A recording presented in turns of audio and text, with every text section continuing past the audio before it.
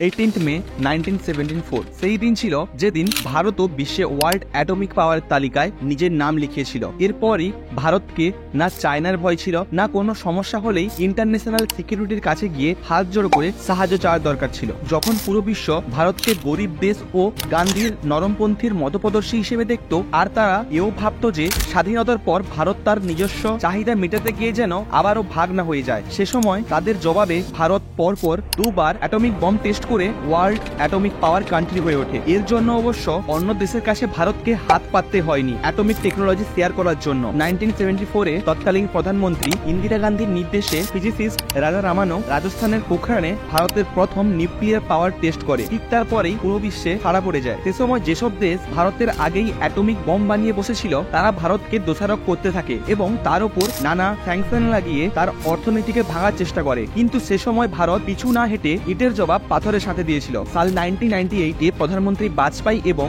APJ Abdul কালামের তত্ত্বাবধানে ভারতও নিজের অ্যাটমিক বম বানিয়ে সফল টেস্ট করেছিল এবং নিজেকে নিউক্লিয়ার পাওয়ার নেশন হিসেবে সারা বিশ্বে ঘোষণাও করে দিয়েছিল। At 15:45 hours, India conducted 3 underground nuclear tests in the Pokhran Range. Basically আজকের ভিডিওতে আমরা কথা বলবো ভারত কিভাবে ওয়ার্ল্ড অ্যাটমিক পাওয়ার কান্ট্রি হয়ে ওঠে, মানে তার ইতিহাস, তার প্রেক্ষাপট সহ ভারতের রিয়েল ওপেনহাইমারদের কথাও জানবো, যারা নিঃস্বার্থভাবে ভারতের সেবা করে গেছেন, অথচ আজ হয়তো আমরা তাদের নাম ভুলে গেছি। এই ভোলাটা শুধু আপনি নন, আমিও ভুলে গেছি। আর আমি এই ভারতের রিয়েল ওপেনহাইমারদের কথা জানতে পারি এই ভিডিওর জন্য রিসার্চ করতে গিয়ে। তো বেশি কথা না বাড়িয়ে চলুন আজকের ভিডিও শুরু করা যাক। কি অবস্থা সবার? আশা করছি সবাই ভালো আছেন, থেমে নয় এগিয়ে আছেন।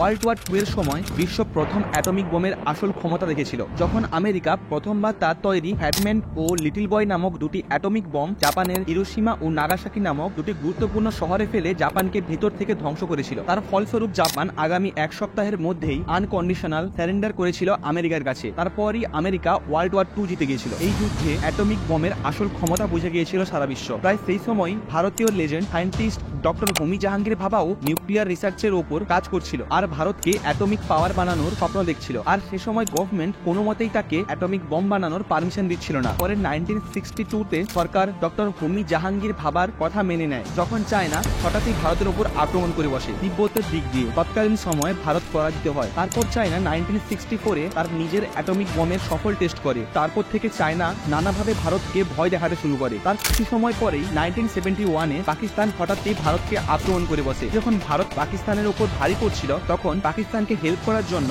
আমেরিকা ও ব্রিটিশ নেভি ভারতকে সমুদ্রের দিক থেকে ঘিরে এসেছিল তাদের সম্পূর্ণ নৌবাহিনী নিয়ে। আর সে সময় যদি এরা একসাথে আক্রমণ করত, তাহলে ভারত 3 দিক যুদ্ধে জড়িয়ে পড়তো। আর হয়তো সে সময় ভারত এই 3 দিক যুদ্ধে পেরে উঠতো না। আর এরকমই চাঞ্চল্যকর পরিস্থিতির মাঝে ভারতের তৎকালীন প্রধানমন্ত্রী ইন্দিরা গান্ধী ইউএসএসআর কে টপ সিক্রেট আর্জেন্ট মেসেজে এই যুদ্ধে সাহায্য চেয়ে পাঠায়। ঠিক তখনই ইউএসএসআর সময় নষ্ট না করেই ভারতকে হেল্প করার জন্য ভারত মহাসাগর ও বঙ্গোপসাগরের দিকে এগিয়ে আসে। আর এই কথা যখন আমেরিকা ও ব্রিটিশ নৌবাহিনীরা জানতে পারে, ঠিক তখনই তারা ভারতকে ছেড়ে মাদাগাস্কার দ্বীপের দিকে সরে যায়, কারণ সে সময় সংযুক্ত ইউএসএসআর ছিল বিশ্বের সবচেয়ে শক্তিশালী দেশ। 1971-এর ইন্দো-পাক যুদ্ধে ভারতের জয়লাভের পেছনে ইউএসএসআর এর অনেক বড় অবদান ছিল। আর ঠিক সেই সময়ই ভারত সরকারের মনে হয়েছিল যে চায়না ও পাকিস্তানের মতো প্রতিবেশী দেশের সাথে থাকতে হলে তাদেরও নিউক্লিয়ার ওয়েপেন্স থাকাটা আবশ্যক। India making its way in atomic energy. Nuclear bomb বানিয়ে আমেরিকা নিউক্লিয়ার এজের শুরু করলেও ভারতকে এই দেশে আনতে ভারতীয় লেজেন্ড সায়েন্টিস্ট ডক্টর হোমি ভাবার অবদান ছিল অনেক। যখন আমেরিকা তার নিউক্লিয়ার বম হিরোশিমা ও নাগাসাকিতে ফেলে বিশ্বের সামনে তার ক্ষমতা দেখাচ্ছিল, ঠিক তখনই ডক্টর হোমি ভাবা তৎকালীন কংগ্রেস লিডার জওহরলাল নেহেরু সহ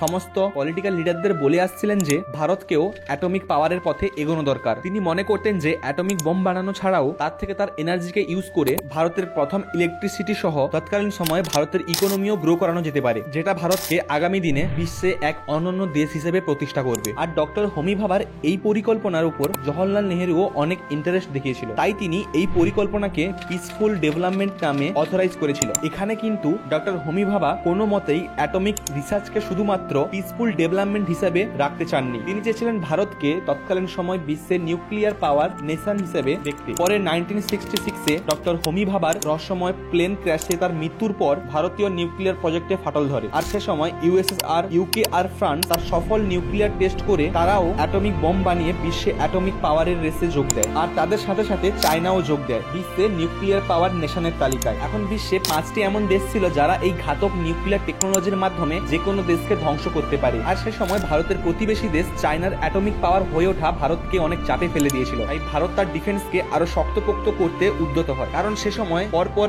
ইন্দো চায়না ওয়ার ও ইন্দো পাক ওয়ার ভারতকে তাদের প্রতিবেশী দেশের থেকে সুরক্ষা নিয়ে ভাবতে বাধ্য করেছিল। পরে সরকারের ক্ষমতায় আসেন Lal Bahadur Shastri. Why India made its own nuclear bomb. 1966 আস্তে আস্তে সরকার সহ ভারতের সমস্ত নিউক্লিয়ার সায়েন্টিস্টরা জেনে গেছিল যে তাদেরও এবার অ্যাটমিক পাওয়ার হয়ে ওঠার রেসে যোগ দিতেই হবে। অপরদিকে রাশিয়া, ইউএসএ, ইউকে, ফ্রান্স এবং চায়না মিলে নন পোলারাইজেশন ট্রিটি বানায়, যেখানে বলা হয়েছিল যে এনপিটির মেম্বাররা মিলে অ্যাটমিক বম বানানোর টেকনোলজিকে ছড়ানোর হাত থেকে বাঁচাবে। এবং তারা এও বলেছিল যে তারা এই নিউক্লিয়ার বম বানানোর টেকনোলজি অন্য কোনো দেশের সাথে শেয়ার করবে না, যাতে তারা ছাড়া আর অন্য কোনো দেশ অ্যাটমিক বম বানাতে না পারে। সে সময় এনপিটির এই স্বৈরাচারী নীতি দেখে ভারতও এই ট্রিটিতে সাইন না করে তার বিরোধিতা জানায় এবং ভারতও ডিসাইড করে যে ভারত তার নিজস্ব টেকনোলজির ওপর নির্ভর করে ভারতের প্রথম অ্যাটমিক বম বানাবে। ঠিক এ সময় হঠাৎই লাল বাহাদুর শাস্ত্রীর মৃত্যু হয়। পরে 1966-এ যখন ইন্দিরা গান্ধীর হাতে ক্ষমতা আসে তখন তিনি ভারতের অ্যাটমিক বম বানানোর পরিকল্পনায় সহমত জানান। সালে 1972-তে ইন্দিরা গান্ধী যখন ভাবা অ্যাটমিক রিসার্চ সেন্টারে পরিদর্শনে যান তখন তিনি অ্যাটমিক বম বানানোর পরিকল্পনায় গ্রিন সিগন্যাল দিয়ে আসেন।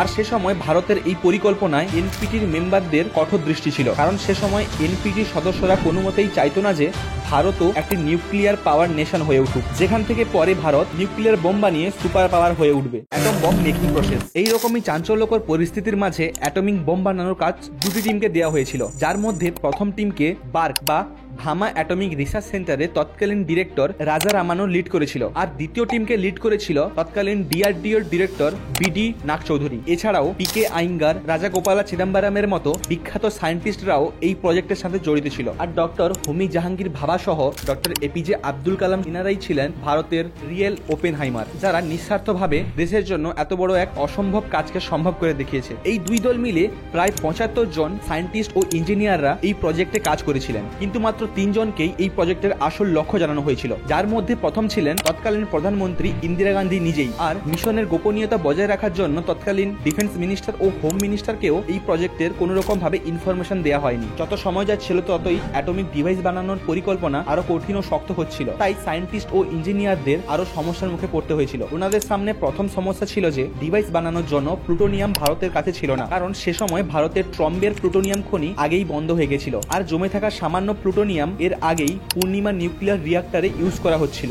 সে সময় প্লুটোনিয়ামের ডিমান্ডকে পূরণ করার জন্য 1973-তে পূর্ণিমা নিউক্লিয়ার রিঅ্যাক্টর শাটডাউন করে দেওয়া হয়, যাতে সেখানে ইউজ করা প্লুটোনিয়াম নিয়ে ভারতের প্রথম নিউক্লিয়ার টেস্টে ব্যবহার করা যেতে পারে। এছাড়াও প্রজেক্টে ব্যবহার করা নিউট্রন ইনিশিয়েটর বানাতেও অনেক বড় সমস্যার সম্মুখীন হতে হয়েছিল, আর এটা ছিল সেই অংশ যাকে বানাতে আমেরিকাও বড় সমস্যার মুখে পড়েছিল। আর ভারতের এই অংশকে বানানোর দায়িত্ব দেওয়া হয়েছিল বাসুদেব কে আইয়ারকে, যিনি 1965 থেকেই এই নিউট্রন ইনিশিয়েটর বানানোর কথা বলে আসছিলেন, আর সময় আসতে সেটা তৈরি করেও দেখিয়েছিলেন। এবং যখন নিউক্লিয়ার বোমের প্রায় সমস্ত অংশ তৈরি হয়ে গেছিল তখন একে পরীক্ষা করার দরকার ছিল, আর এই এক্সপেরিমেন্টের নাম ছিল tickling the dragon tail. Scientist ও ইঞ্জিনিয়াররা স্যাটিসফাই ছিল যে তাদের তৈরি এই ডিভাইস পুরোপুরিভাবে তৈরি ফাইনাল এক্সপেরিমেন্টের জন্য। পরে তাদের এই এক্সপেরিমেন্ট করার জন্য ছাড়পত্র দেওয়া হয়েছিল তৎকালীন ভারতের গভর্নমেন্ট থেকে।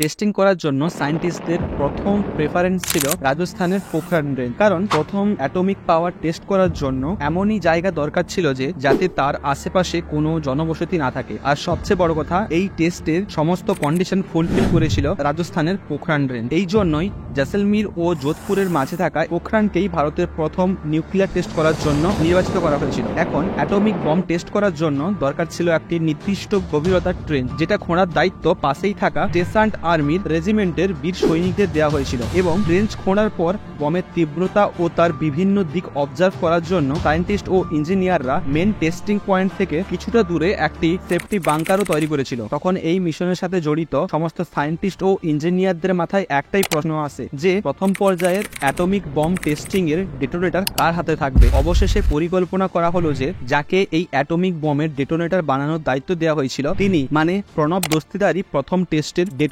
ডেটোনেট করবে। তারপর নিউক্লিয়ার এক্সপ্লোশন হলো। আর ভালো খবর এই ছিল যে বমটিকে মাটির গভীর ট্রেঞ্জের ভেতরে ব্লাস্ট করানো হয়েছিল, তাই অ্যাটমিক রেডিয়েশন বায়ুমণ্ডলে ছড়াতে পারেনি। আর এই বমটি 12 কিলোটন ক্ষমতা ছিল, তাই বিস্ফোরণটি এত ভয়ানক ও বিষাক্ত ছিল না। কিন্তু এই বিস্ফোরণের পরেই সারা বিশ্ব জেনে গিয়েছিল যে ভারতও অ্যাটমিক বম বানানোর ক্ষমতা রাখে ও তারা এই পথে এগিয়ে চলেছে। আর এই প্রথম অ্যাটমিক টেস্টকে স্মাইলিং বুদ্ধা নাম দেওয়া হয়েছিল। আর যখন তৎকালীন প্রধানমন্ত্রী ইন্দিরা গান্ধীকে স্মাইলিং বুদ্ধা মানে এই টেস্টের খবর জানানো হয়েছিল, তখন তাকে সিক্রেট মেসেজে বলা হয় যে বুদ্ধা ইজ স্মাইলিং। খবর কাগজে ছাপা ভারতের অ্যাটমিক বম টেস্টের খবর সারা বিশ্বকে চমকে দিয়েছিল এবং তারা কোনো মতেই মানতে চাইছিল না যে ভারত তাদের কাছে লুকিয়ে লুকিয়ে নিউক্লিয়ার টেস্ট করতে পারে, তাও আবার তাদের নাকের নিচে থেকেই। ঠিক এমনই রিয়াকশন ছিল কানাডার। তারা মনে করেছিল যে ভারত তাদের ঠকিয়েছে, কারণ ভারতের টেস্টের জন্য প্রয়োজনীয় প্লুটোনিয়াম কানাডার তৈরি ওয়াটার রিঅ্যাক্টর টেকনোলজি দ্বারাই তৈরি করা হয়েছিল। আর নিজের স্টেটমেন্টে কানাডিয়ান প্রাইম মিনিস্টার পিরে টুডু বলেছিলেন যে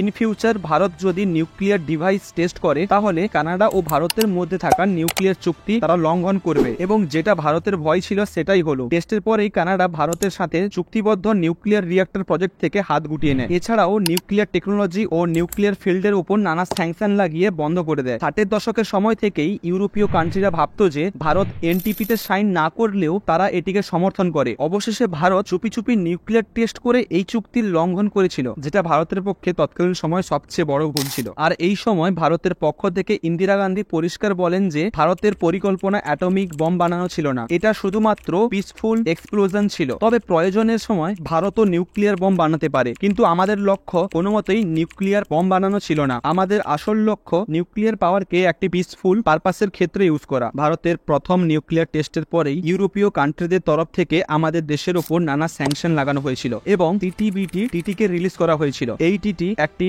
নিউক্লিয়ার টেস্ট বন্ধের টিটি ছিল, যাতে কোনো মানুষ কিংবা দেশ এর পর থেকে নিউক্লিয়ার টেস্ট করতে পারবে না, এবং এতে বিশ্বের যে কোনো দিকে নিউক্লিয়ার অস্ত্র ইউজ ব্যান করা হয়েছিল। এর সাথে সাথে ভারতকে আটকানোর জন্য এনএসজির ফরমেশন করা হয়েছিল। আর এনএসজি আসলে নিউক্লিয়ার সাপ্লায়ার গ্রুপ ছিল, যাতে পরিষ্কার বলা হয়েছিল যে কোনো দেশ বিনা পারমিশনে কোনো দেশকে ইউরেনিয়াম ও প্লুটোনিয়াম সাপ্লাই করতে পারবে না। বিশেষ করে ভারতকে সমস্ত রকম নিউক্লিয়ার রিসোর্সেস থেকে ব্যান করা হয়েছিল। ইউরোপীয় শক্তিরা চেয়েছিল ভারত যাতে টিটিতে সাইন করে নিউক্লিয়ার পাওয়ার কান্ট্রি হওয়ার স্বপ্ন ছেড়ে দেয়। এছাড়াও কানাডা ভারতের সামনে একটি নতুন পলিফ্রেশন পলিসি রেখে দিয়েছিল, যার জন্য ভারতের প্রধানমন্ত্রী ইন্দিরা গান্ধী সহ সারা ভারতবাসীকে অনেক প্রবলেমে পড়তে হয়েছিল। আর সে সময় যদি ভারত এই টিটিতে মানে টিটিতে সাইন করতো তাহলে ভারতের নিউক্লিয়ার পাওয়ার হওয়ার স্বপ্নই থেকে যেত। তাই কানাডা ভারতের ওপর থেকে তাদের সমস্ত ইম্পোর্ট এক্সপোর্ট বন্ধ করে দেয়। সে সময় কানাডার প্রাইম মিনিস্টার পিয়ারে টুডু বলেছিলেন ভারতের এই নিউক্লিয়ার টেস্ট ভারতের সাবকন্টিনেন্টালে নিউক্লিয়ার রেসের জন্ম দেবে ও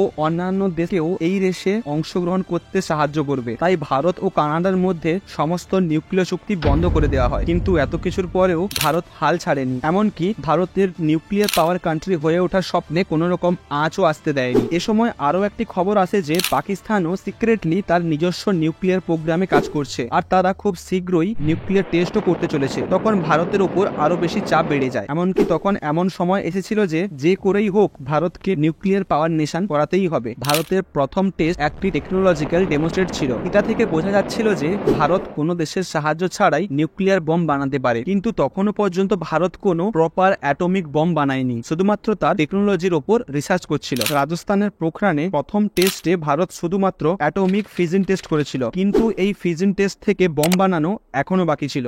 অপারেশন শক্তি 1988-এ জনতা দল ক্ষমতায় আসে, কিন্তু সে সময় জনতা সহ বিশ্বের ক্রিটিসিজমের জন্য কোনো প্রধানমন্ত্রী নিউক্লিয়ার টেস্টকে সম্মতি দিচ্ছিল না। পরে 1995-এ প্রধানমন্ত্রী হন পিভি নরসিম্হা রাও। তিনি ক্ষমতায় আসার পরই জোর কদমে রাজস্থানের পোখরানে নিউক্লিয়ার টেস্টের কাজ শুরু করার আদেশ দেন। এই সময় তিনি টেস্টের গোপনীয়তা ও সুরক্ষার সাথে কম্প্রোমাইজ করেছিলেন, তাই ফলস্বরূপ আমেরিকান স্পাই স্যাটেলাইটে ধরা পড়ে যায় পোখরানে এই টেস্টের প্রস্তুতি। আবারও একবার আমেরিকার প্রেসিডেন্ট বিল ক্লিন্টন ভারতের ওপর জিও পলিটিক্যাল প্রেশার বানিয়ে তখনকার মতো নিউক্লিয়ার টেস্টকে বন্ধ করে দেয়। তিনি ডাইরেক্ট ভারতের প্রধানমন্ত্রীকে ফোন লাগিয়ে জানান যে ভারত যদি এই টেস্ট না থামায় তাহলে ভারতকে এই ভুলের অনেক বড় ফল ভোগ করতে হবে। আর আমেরিকা এরকম একবার নয় বরং দুবার করেছিল, কিন্তু এত বড় হুমকির পরও ভারত তার নিউক্লিয়ার পাওয়ার নেশন হয়ে ওঠার গোল থেকে কিন্তু মাত্র কম্প্রোমাইজ করেনি। আর তারপরই এই প্রজেক্টের ভার তুলে নেন এপিজে আব্দুল কালাম ও অটল বিহারী বাজপেয়ী। তার কিছু সময় পরই ভারতের প্রধানমন্ত্রী হন অটল বিহারী বাজপেয়ী। এপিজে আব্দুল কালাম এবং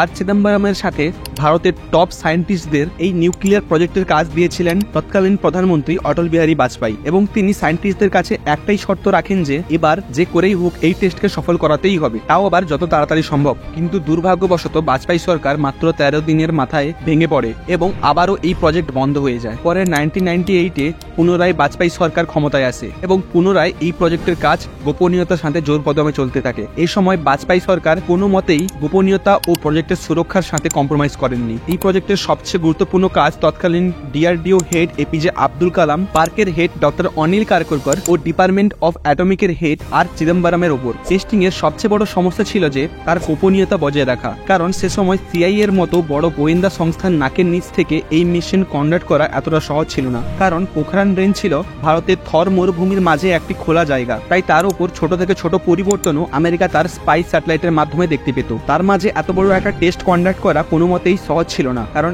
এই টেস্ট শুধুমাত্র আমেরিকা কিংবা পাকিস্তানের নয়, তা বিশ্বের নাকের নিচে করতে হবে। এই সময় এই প্রজেক্টের সম্পূর্ণ গোপনীয়তা বজায় রাখার জন্য ইন্ডিয়ান আর্মির 58 ইঞ্জিনিয়ার রেজিমেন্টের বীর সৈনিকদের দেওয়া হয়েছিল, যাদের কাঁধে কেবলমাত্র টেস্ট সাইডের প্রিপারেশনই নয়, পুরো মিশনের গোপনীয়তা বজায় রাখার কর্তব্যও ছিল। এবং সে সময় ইন্ডিয়ান আর্মির এই রেজিমেন্ট এই কাজ খুব গোপনীয়তার সাথেই করেছিল। টেস্ট সাইডে যে সমস্ত সায়েন্টিস্ট ও ইঞ্জিনিয়াররা কাজ করত তারা পরস্পরের সাথে কথা বলতো কোড ওয়ার্ডে। এর সাথে ওনারা আসল নামের বদলে কোড নামে কথা বলতো। যেমন ডক্টর এপিজে আব্দুল কালামকে মেজর জেনারেল পৃথ্বীরাজ নামে ডাকা হতো এবং আর চিদম্বরমকে মেজর জেনারেল নটরাজ নামে ডাকা হতো। আর সমস্ত সায়েন্টিস্ট ও ইঞ্জিনিয়ারদের অর্ডার ছিল যে তারা যেন টেস্ট সাইটের আশেপাশে আর্মির ড্রেস পরে নিজেদের কাজ করে। এছাড়া টেস্ট সাইটের বেশিরভাগ কাজই করা হতো রাতের অন্ধকারে। এই সমস্ত ডাইভার্সেশনের মাঝে ধীরে ধীরে টেস্টের কাজ চলতে থাকে। সায়েন্টিস্ট, ইঞ্জিনিয়ার ও আর্মির মধ্যে কোঅর্ডিনেশন ও টিম ওয়ার্ক খুব ভালো ছিল, তাই সময় থাকতেই টেস্টের জন্য সাইটকে প্রিপেয়ার করা গিয়েছিল। 1998-এ 13ই মে 3টে বেজে 45 মিনিটের সময় অ্যাটমিক বম ডেটোনেট করা হয়, যার তীব্রতা এতটাই ছিল যে সেখান থেকে একটা বড় ভূমিকম্পের উৎপন্ন হয়। এই দিনই মানে 11ই মে 1998-এ ভারত একসাথে পরপর 3টে অ্যাটমিক বম সফলভাবে টেস্ট করে বিশ্বে ইতিহাস গড়েছিল, যার মাধ্যমে ভারত তৎকালীন সময় বিশ্বের 6ষ্ঠ স্থান অধিকার করেছিল নিউক্লিয়ার পাওয়ার নেশনের তালিকায়, তাও আবার স্বপ্রযুক্তিতে। তারপর 13ই মে 1998-এ ভারত আরো 2টি নিউক্লিয়ার ডিভাইসে টেস্ট করে। ভারতের এই পুরো মিশনের নাম দেওয়া হয়েছিল অপারেশন শক্তি। সে সময় দেশে যখন অ্যাটমিক বোমের সফল টেস্টের জন্য উৎসবের ও খুশির মহল ছিল, তখন ইউরোপিয়ান কান্ট্রিদের মাথায় প্রায় মেঘ ভেঙে পড়েছিল। তারপরই এই টেস্টের জন্য শুধুমাত্র আমেরিকা, ফ্রান্স কিংবা কানাডাই নয়, জাপান ও ভারতকে ক্রিটিসাইজ করেছিল। এই সমস্ত ক্রিটিসিজমের মধ্যেও অটল বিহারী বাজপেয়ী নিজের সুদক্ষতার সাথে দেশ ও বিশ্বকে জানান দেয় যে এই অস্ত্র তারা শুধুমাত্র সেলফ ডিফেন্সের জন্যই ইউজ করবে। এপিজে আব্দুল কালাম নিজেই প্রেস কনফারেন্সে জানান যে ভারত তার এই নিউক্লিয়ার বম শুধুমাত্র তাদের ডিফেন্সের জন্য ইউজ করবে, তাছাড়া ভারত কোনোদিনও প্রথম নিউক্লিয়ার অ্যাটাক শুরু করবে না। এই টেস্টের পর ইউএন কাউন্সিলও ভারতের ওপর নানা রকম ইকোনমিক স্যাংশন লাগিয়ে দিয়েছিল। আমেরিকা ভারতকে সিটিপি, এনপিটি ও এনএসজির শর্ত না মানার জন্য ফাঁদে ফেলার চেষ্টা করেছিল, কিন্তু আমেরিকা কোনো প্রমাণ দিতে পারেনি যে ভারত সিটিপি, এনটিপি ও এনএসজির সমস্ত শর্ত লঙ্ঘন করেছে। আমেরিকা কোনো রকম ভাবে প্রমাণ না দেওয়ায় ভারত তৎকালীন সময় বেশ কিছু স্যাংশনের থেকে বেঁচে গিয়েছিল, আর তাই আমেরিকা ভারতকে কোনো রকম ভাবেই ফাঁদে ফেলতে পারেনি। আর ঠিক এভাবেই ভারত তার নিজস্ব টেকনোলজি এবং নিজস্ব ম্যান পাওয়ার ইউজ করে ওয়ার্ল্ড অ্যাটমিক পাওয়ার কান্ট্রি হয়ে উঠেছে। ভিডিওটি ভালো এবং ইনফরমেটিভ লেগে থাকলে ভিডিওটিতে একটা লাইক করে চ্যানেলটা সাবস্ক্রাইব করে দিন আগামী দিনে এমন ইনফরমেটিভ ভিডিও পাওয়ার জন্য। নমস্কার।